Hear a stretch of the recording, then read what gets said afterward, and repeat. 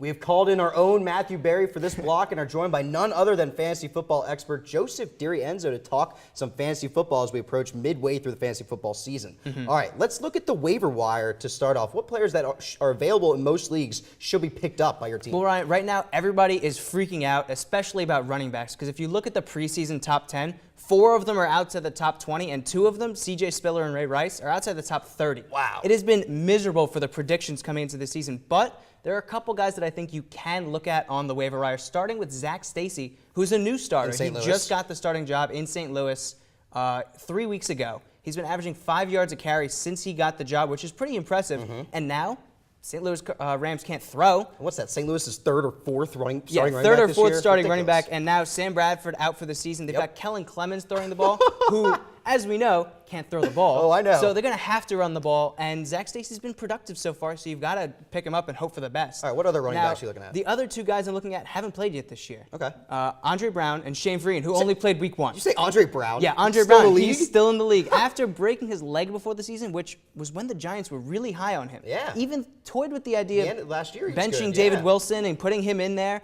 And now they've got Brandon Jacobs. They've got Peyton Hillis. Why not throw Andre Brown in absolutely. when he's eligible to come back in week 10? It's a guy to stash on your roster just in case he comes back. And Shane Vereen, the Patriots loved. The Patriots were really high on him. Such a nice start to the season. Great start to the season, 150 total yards in week 1, and he's coming back in week 11. And they've run the ball well, just haven't loved their running back options. So when Vereen comes back, he could be a good option as well. It's a big time comeback for the Patriots with Shane Vereen. All right, what receivers are you looking at? Now, for receivers, it's a little bit different. I want to talk about 2 guys who are just getting starting jobs. Darius Hayward-Bay, first of all, because Reggie Wayne was lost for the season, torn ACL. Injury. Really tough injury for the Colts. But DHB's a burner, and he's been productive these for last sure couple he's weeks. a burner. Absolutely. And T.Y. Hilton, with his 11 targets last week, only had 2 catches for 20 yards.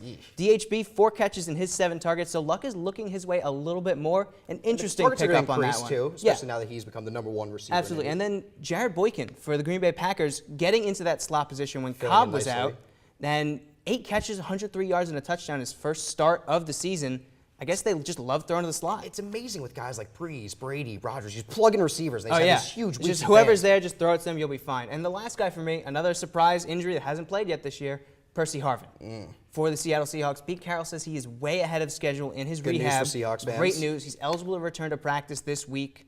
And I think the Seahawks are going to use him well, especially because Russell Wilson hasn't had a favorite receiver yet this season. All right, so maybe all those guys are not available on the waiver wire, and you have to make a trade. What guy are you selling high right now? I'm selling high on a guy who I've sold high already on, and I think you have too in our fantasy football league. I think you may have sold him to me. Who had to get rid of him. Exactly. Yes. It's Trent Richardson, who the Cleveland Browns sold high on during this season. And he did well. Yeah, Trent Richardson so far this year compared to his backup Donald Brown, not been so good.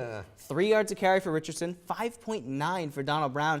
And other than touches, Donald Brown has been outdoing Richardson in fantasy football this year. It's shocking. And Richardson has about more than twice as many carries as Brown has in the season. Yeah, and the only reason you can sell high on Trent Richardson is because he is Trent Richardson. He's got the name. He's got the name, he's got the potential, and there's not much to show for on the field in fantasy in general this year for running backs.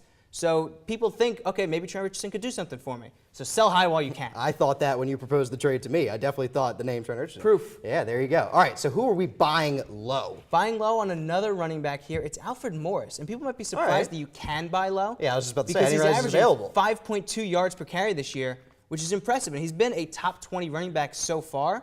He's going to be even better. Trust me. I like that. When Robert Griffin III can run, Alfred Morris can run even better. The Redskins are starting to play a little better football. They're starting to play a little better. RG3's knee is getting better, and those holes are opening, not because of the read option, but because RG3 might run the ball ever. If you are a defender, you have to think in the back of your mind, maybe RG3 is going to keep the ball and run. Absolutely. So that split second where you can't commit to stopping Alfred Morris on the run is when you can swoop in and Alfred Morris gets all those holes to hit. Alfred Morris. Yeah, and he got touchdown vultured 3 times this week by Roy Halou. Yeah, I was about to say Roy Halou had 3 big touchdowns. I promise it won't happen this week. again. All right, well, hopefully not. And I like that. Alfred Morris, that really caught me by surprise. Well, I know I will be certain to use all of Joe's advice when I take him down this week in the 101 Sports Fantasy League. Not a chance. But coming up, Jake talks a little college football. Stay tuned.